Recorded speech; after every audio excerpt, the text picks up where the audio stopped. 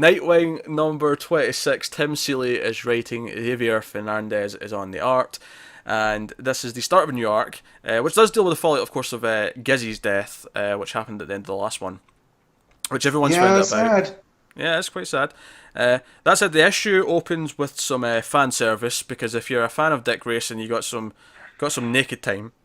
I saw that on Reddit. That was the thing, is like, Seeley knows fan service, and I'm like, well, what could this be? So I click on it, and it's him showering, and do you know what? I've seen a lot of people complaining about this, going, "Oh, I thought we were over all this stuff in comics. Yet why is Dick Grayson allowed to still have it?" It's like, why not? It's funny.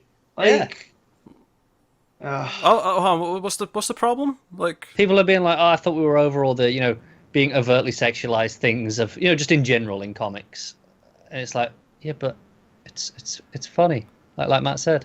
Yeah. I mean, it's one page. You can do it occasionally. It's not a big a deal if it's like. I feel like, again, Lobdell ruined a whole thing by over-sexualizing Starfire and getting that off to the New 52 on a bad start. Right. I mean, that was rough because that was all happening around the time of the the first issues. It happened with Catwoman as well in that first issue, and so that was when it was rough. But that was horrendous, though. That was intentionally supposed to be. This isn't really sexualized, though. He's just in the shower. No. Right. Exactly. And you can see his butt. Like, it's funny. I laughed. It's funny because it's a running joke that Nightwing has a great butt. Like, it's just an internet thing. Although he's not in a fun place. Like, he's in a very dark place. For the record, I think it's okay to have a little bit of sex appeal from time to time, as long as you don't overdo it. And one page of someone in the shower. Because we know Pete loves Dick. I do love Dick. This is a lot of Dick. This is a bare naked Dick. It's great. Man, so much. I'm gonna let go though. Yeah. No. So yeah, they're getting over death, but then Huntress shows up, and this is where it actually gets a little bit sexualized, because Huntress has been all flirty and kind of like rubbing his back and stuff.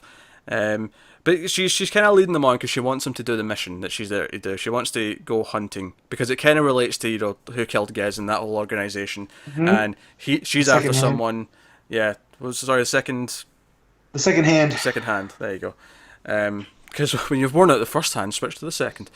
Let's just move on and talk about how sad seeing his little squirrel on Giz's grave. Oh, that's quite sad. Yeah. Oh my god. That was crushing. I don't care about people, but animals, man. Like, the people being sad, I was like, yeah, okay. But that little squirrel doesn't get it. Like, he just wants to see his friend. Rough times. Yeah, it's just sad. So yeah, Huntress is all, let's go do this, and Nightwing's okay, but no killing and stuff, because you'll upset Batgirl and, the authorities, traditionally. Oh, man. So they go off to Italy to go hunting. Yep. They're going after this Dracula guy who travels in a coffin, and he likes to do the whole Dracula thing. Gianni Dracul. I was like, is there any other, like, nobody calls him that in the mob. They're like, I'm not. You can sleep in a coffin all you want. I'm calling you Johnny, all right? Like, oh man. Yeah. So they go to this underground boxing ring because they're trying to get a location on him, and they end up fighting these two boxers, and there's some fun action scenes actually. Honestly, it's a pretty fun time. But they eventually get to him, and the big twist of the issue is that this guy's already dead, and they find like a USB stick with like this video file, and it's the guy, it's this Dracul on the video, and he's talking about like what he's been up to, what he's doing. He's scared of people, and it's a message he's sent to someone. And he ends up with saying Agent 19 signing out, and that's when they realise that this guy's working for Spiral and that they're doing some sort of cover up. And then the actual final page, of course, is all these agents from Spiral who are like, yeah, they've taken the bait. So, do you know what? Like, so how was it the last arc with Damien? That was kind of a throwback to Morrison's Batman and Robin stuff, and all the stuff kind of played off of that. This feels like this arc's going to play off his Grayson run. Yeah, and we have one of the writers of Grayson on it too, so it fits in. Part of me is just like, was it in the annual that we met all of these like people with the powers?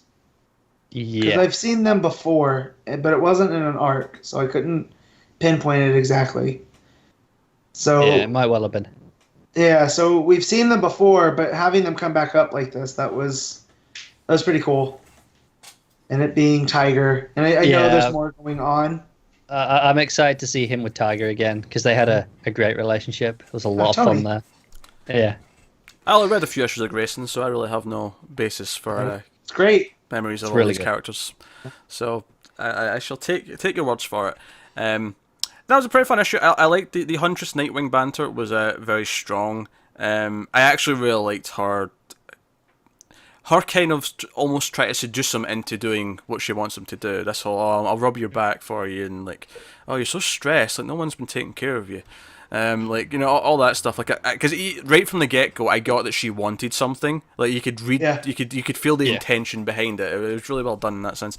If I were complete with this, there's a subplot with Sean and what's her face, Pigeon, and it's basically one scene where Pigeon's like, okay, I want to steal this statue and sort of make some corrections to it, and Sean like throws off the handle and is like, I've given up this life. I thought you had too. I'm not going to be a criminal. Blah blah blah blah. And she storms off, go and fly on your own. And then later on, there's a scene where Sean shows up at the Pigeon's place and is like, you know what? I'm sick of these injustices. I'm sick of being Sean. And she like puts on her mask and it's like, oh, she's back to being the defacer. And I'm like, there was nothing in between. It does feel like it happened a bit quick, yeah. Yeah, it just you gave me one scene that set up she was angry at the suggestion, and then it just cut to the scene where, oh no, she's okay with it now. Mean, I assume the intention was, you know, the anger was just the denial, like, you know, just putting a show sure. on. I get that, but you kind of have to tell that story somewhere. It felt like it just cut to the decision, like, and I'm like, okay, what happened? Why did she change her mind? Like, unless we get to see that. If it is just denial, then that's undercover. You think she's going undercover? Yeah, I think that she's gonna stop Pigeon from doing what she's doing, and this is how, because it's how she shows she's changed. Okay. Like, you can go through and talk with these people all you want, but it's actually what Nightwing was doing and being proactive about it.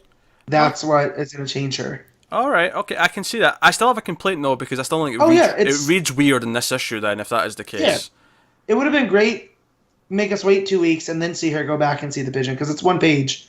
Like, they could have just moved it to the next or even issue. just not give us the first one, or at least not give us the first one where she storms off in such an angry way. Like, have her look tempted, so we're thinking, oh, maybe she will, and then she does, and then it's, you know, and then we find out later in the next issue or whatever that she's only doing this as a ruse. But it read really weird. She just one scene, no, I'm not doing this. I'll never do this. I thought you changed. Next scene, no, I'm sick of being this. You're right. Let's go back to the life of crime. Yeah, it came off. I'm not a criminal. You're right, I'm a criminal. That's how it came off. Yeah, pretty much. Obviously, all the others who are grieving for Giz, at one point they look over at the same statue when it seems like they want to do something, so I think they'll play into this as well, whatever's going to happen. But I'd be worried to see if they all revert to a life of crime. It's going to feel kind of depressing if they all do. That would kill Dick, surely. Because, you know, he's worked hard at, you know, keeping them all together and being good. But does that mean more steamy showers with him, like, contemplating his life? Might well do. It might. Matt, you got something to say? He's just thinking of Dick in the shower. Yeah, he's thinking of... Yep.